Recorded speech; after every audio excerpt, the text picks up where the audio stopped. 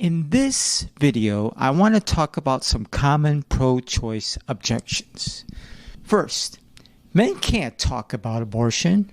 Really? So if the only way a woman can get pregnant is by a man, then why should a man be forbidden in the decision to abort the child or even talk about it when he is the sole reason why she's pregnant in the first place? And by the way, Jesus was a man and is the creator of all. So are you suggesting that Jesus should be silent on the matter? Next, why only focus on one thing? Yet, is there a double standard here in play? For example, besides reproduction rights, what were the top 10 reasons for the Women's March in Washington, D.C.? If you can't name 10, well, how many can you name besides reproduction rights? The reason why I mention that is so many complain that the pro-life supporters are only focused on one thing. Yet to think that one would attempt to save a defenseless human being is considered something to be criticized? Folks, that just blows my mind. Should the same criticism be directed to those whose only focus is to stop child trafficking? Or is an advocate for pro-choice? When it comes to your health, would you offer the same criticism to those that specialize in a particular field? I know my eyes. I would only want it to be treated by a seasoned eye specialist whose only focus is on the eye and not my primary care doctor. Those that tend to focus on one thing tend to do an excellent job in that particular area. After all, Jesus' main focus was on the cross, and in turn, we have the benefits of eternal life to all those who will believe in his atoning work. Next, if you don't like abortion, don't get one. Okay, well, what about if you don't believe in slavery? Using the same logic, would you have a problem if someone said, if you don't believe in slavery, don't own a slave? Here's another example. If you don't want a kid, don't get pregnant.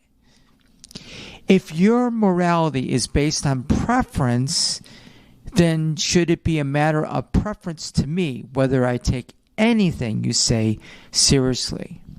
Next, it's nobody's place to judge.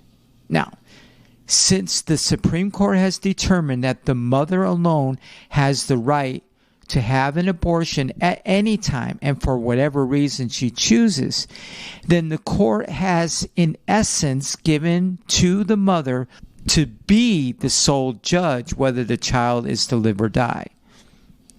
Not only that, but can you name any other kind of premeditated killing of an innocent human life that is backed by the U.S. government? Those that use the phrases judge not are usually the first to tell people what to do. So to those that say it's no one's place to judge, I will respond by saying, then why are you judging me? See, if it's no one's place to judge, then you should not even give your opinion on whether what I do or think is wrong. For that would mean that you are doing the very thing you tell others not to do. For how can you know a person is judging unless you have made a judgment yourself that what someone else has done is right or wrong? Next, no one should force their views on others. Okay, then why has the mother by law been able to force not only her view but her actions on what happens to the father's child? Next, the government has no right to get involved. Really? If that is so, then why go to court? Why do you vote? Get involved in all forms of government in order for the government to be involved and hear your case if the government is not to be involved. History teaches us that even those that claim that the government should not be involved will demand that the government be involved when they don't get their way. So, if abortion is a fundamental right, how are you able to exercise that right without the government being involved. Next, if abortion became illegal, would abortion still be safe? Okay, think about that. How is abortion safe? For the very purpose of an abortion is to kill an innocent human being. How is that safe? So by keeping abortion legal, a person has assurance that they can safely kill another human being without much risk to themselves. Should we also make it safe for thieves to rob banks? I mean, after all, we don't want anyone to ever get hurt unless they are a defenseless, unborn human being. There's always a risk in any medical procedure. Some claim that about 5,000 women died a year before the Roe versus Wade. Yeah, listen to this quote.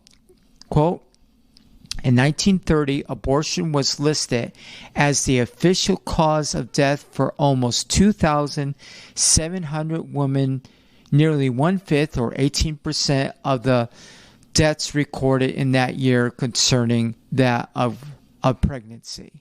Yet the death toll had declined to just under 1,700 by 1940 and to just over 300 by 1950. And folks, why was that? It was because of the introduction of antibiotics in the 1940s, according to this quote, which permitted more effective treatment of the infections that frequently developed after illegal abortions. The quote goes on to say that by 1965, the number of deaths due to illegal abortions had fallen to just under 200, but illegal abortion still accounted for 17% of all deaths attributed to pregnancy and childbirth that year. The Center for Disease Control and Prevention estimates that in 1972 alone, 130,000 women obtained illegal or self-induced procedures, 39 of whom died. So when pro-choice talks about unsafe if it becomes illegal, why are they silent on how many people actually really died according to true stats? To me, to make it safe to kill an innocent human being is the forming of a mindset that's not safe. For once society has declared one group that is safe to kill, then who will they target next? Haven't we learned enough from history? The slave trade and the Holocaust are two prime examples. Next, the health of the mother. To me, both the mother and her child are innocent. But in this case, an abortion is justified in order to save the life of the mother.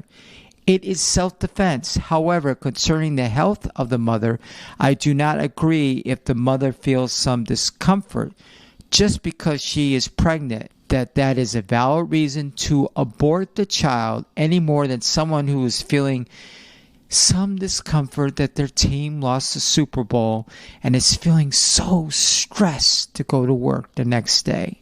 Next, a fetus is just a clump of cells. Oh, and you're not? Every human being is a clump of cells. Every kitten, puppy, bald eagle, etc. are a clump of cells. A person that just died is still a clump of cells. And in fact, many cells may stay alive for some time after one has died. It is the way that the cells work together as a whole is what makes the difference between a person that is alive and one that just died. There is a difference in the development of a person that continues for years, but at no time were you not something else. The definition of a cell is, quote, in biology, the basic unit of which all living things are composed, end quote. Isn't that a beautiful picture? Just a clump of pixels? Not to a person that has someone off to war. Every photograph in digital form is made up of pixels. They are the smallest unit of information that makes up a picture. The more pixels you have, the more closely the image resembles the original.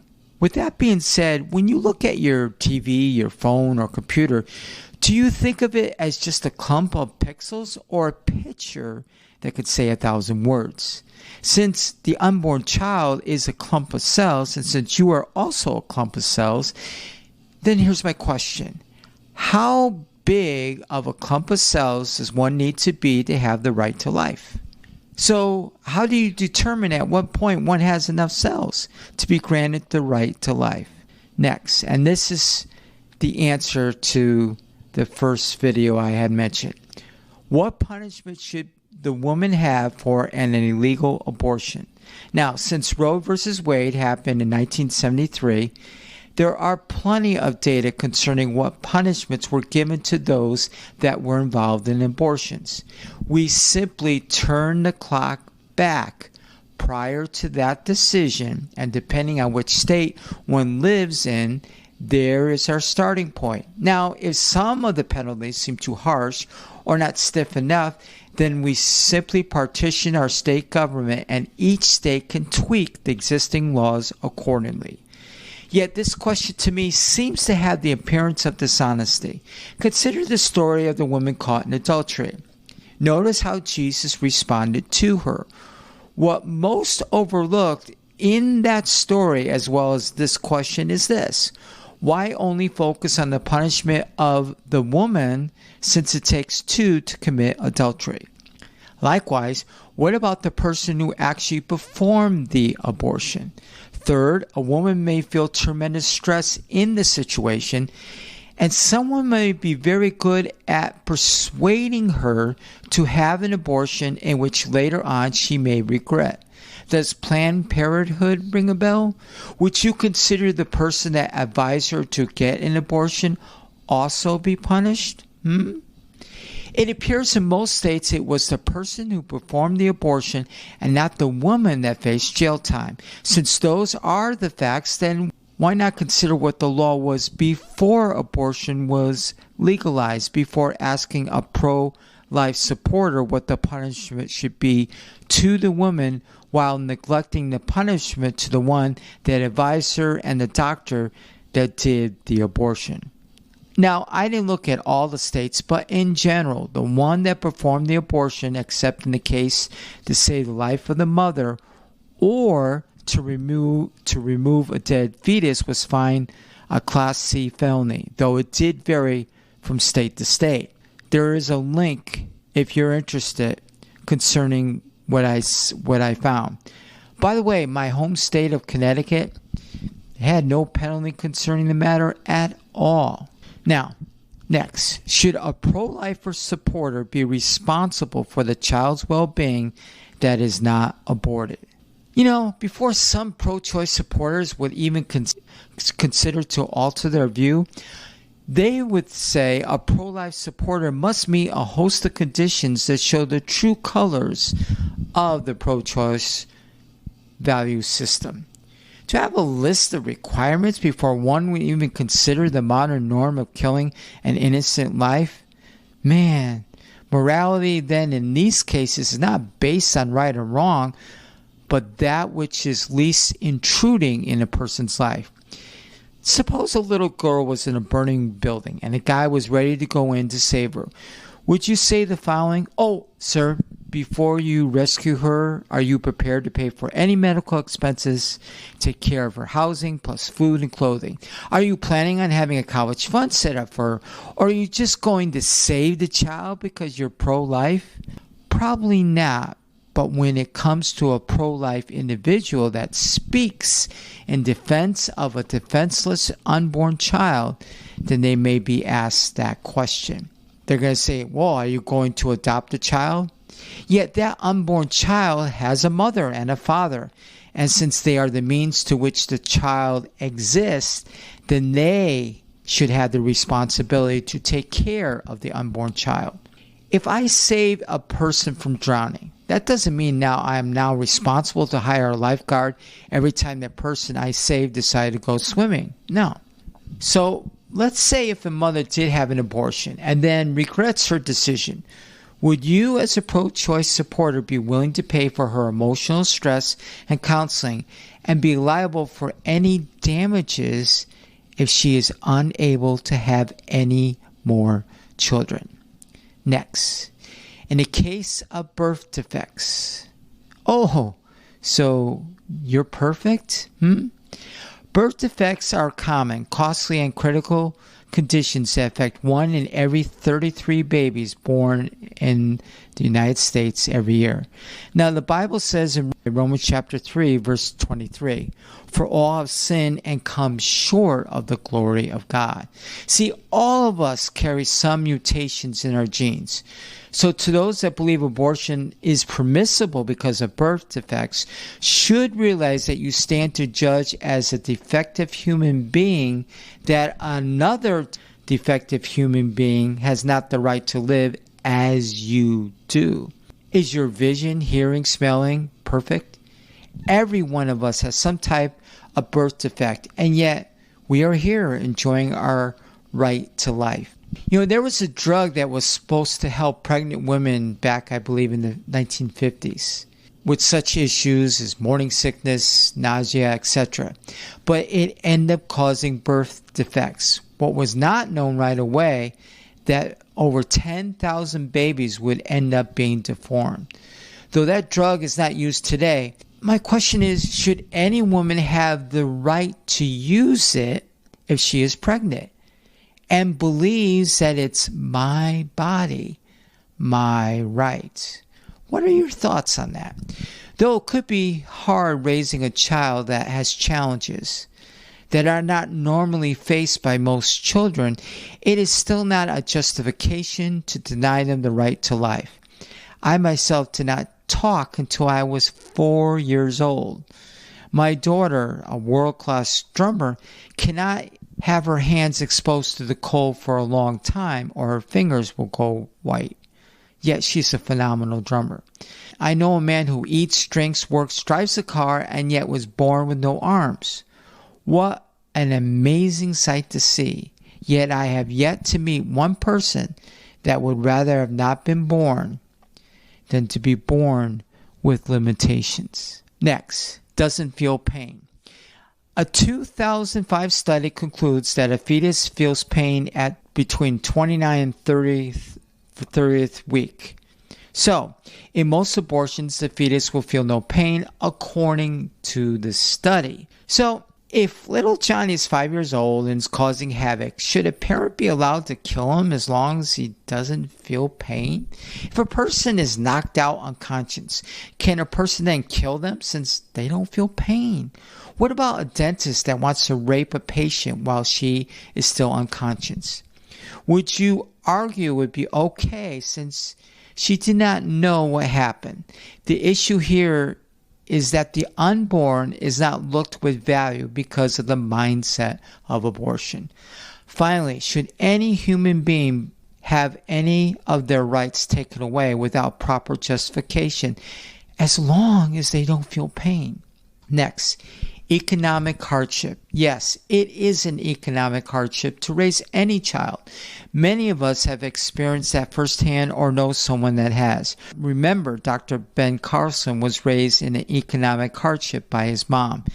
Yet look at the fruit of her decision and what he became as a doctor. Consider how many children have been helped by his groundbreaking work in the medical field. One's economic hardship can change, but the termination of an unborn child can cause a life of hardship, of regret and remorse that the mother may carry the rest of her life. Here's a thought. A mother already has a 2-year-old and her husband finds out he'll be laid off in a few weeks. His wife is pregnant, so she decides to have an abortion. 3 years later, little Johnny finds out that he was supposed to have a little brother, but his mommy aborted his little brother because of economic hardship. Little Johnny asked his mother if his dad got laid off when she was pregnant with him, would she have had an abortion back then? Is it possible that little Johnny may feel a little distant from his mom, knowing she might have chosen to kill him instead of his little brother? And how should she answer little Johnny? Next, the Pandora's box, selective breeding and spare parts. Jesus said you can judge a tree by its fruit, Matthew 12:33.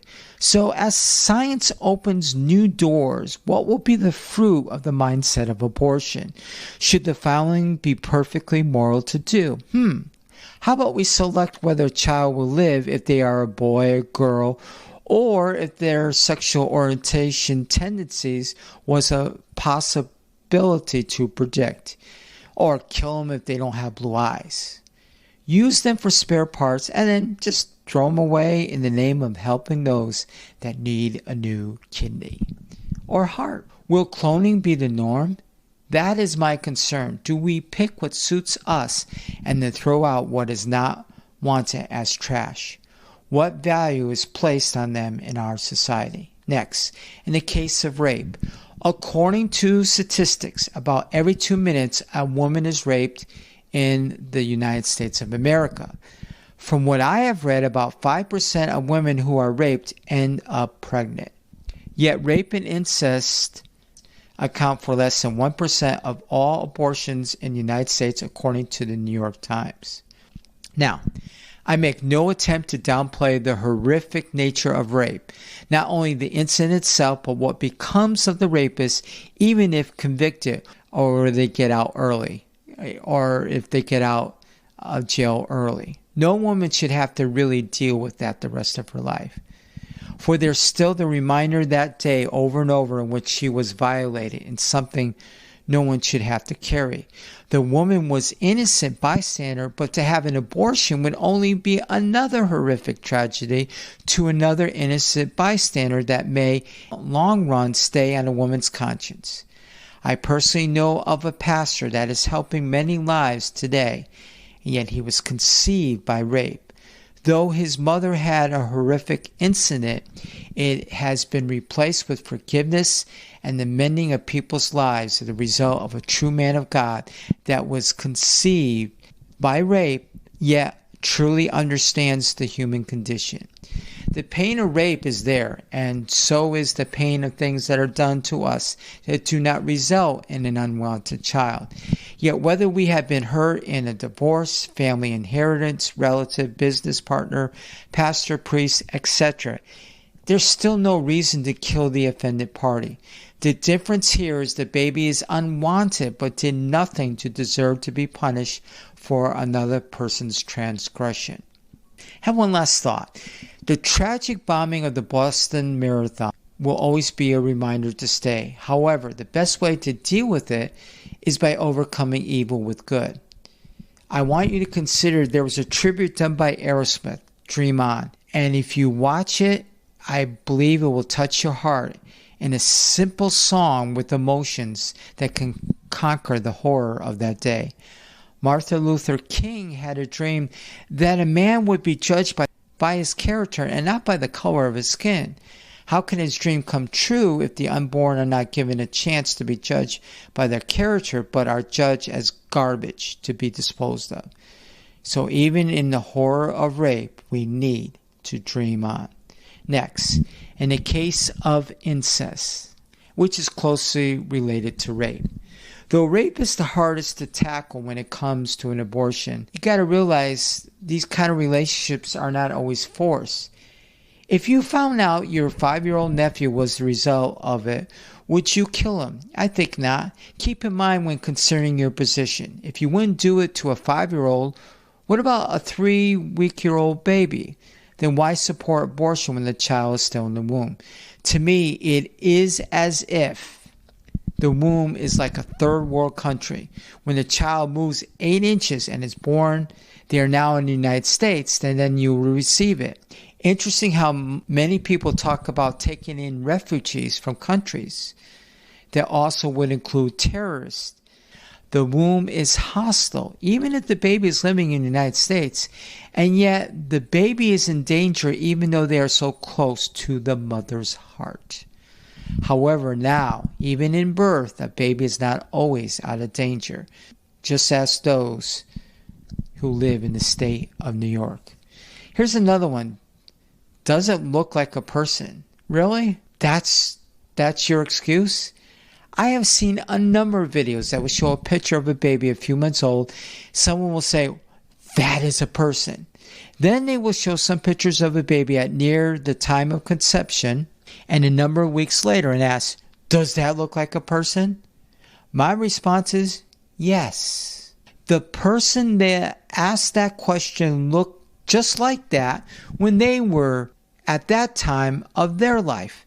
Since the common definition of a person is a human being, then that is how a human being looks at that time of their life. A baby will look a lot different than an adult, but will have a certain look as a baby and there's a certain look as an adult.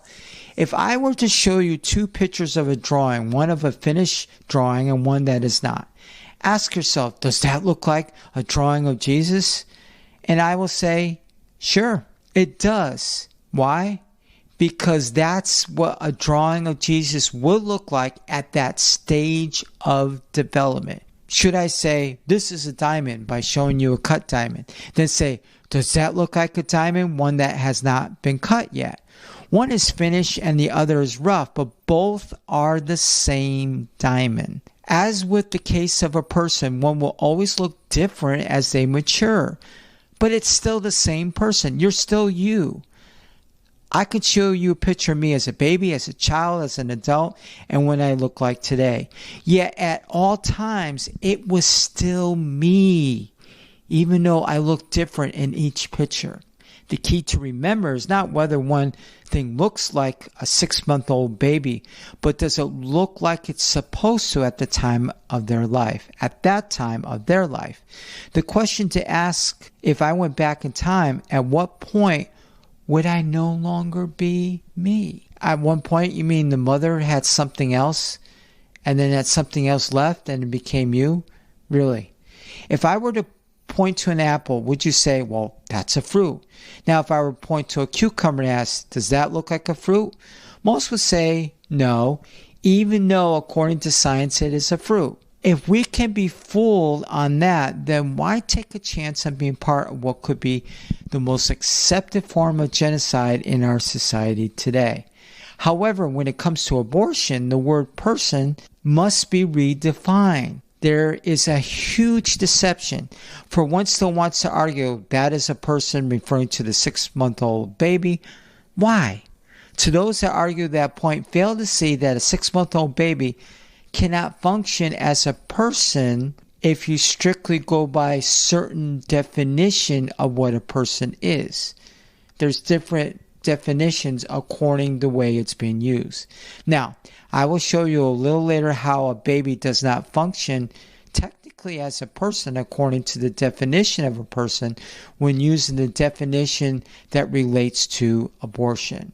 That's just pure deception on the pro-choice side.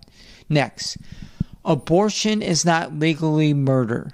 Now, some object to using the term murder on the topic of abortion.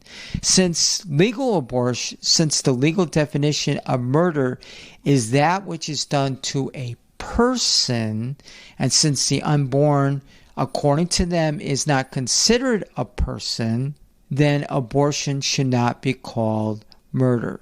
I believe abortion is murder in most cases. I define it this way.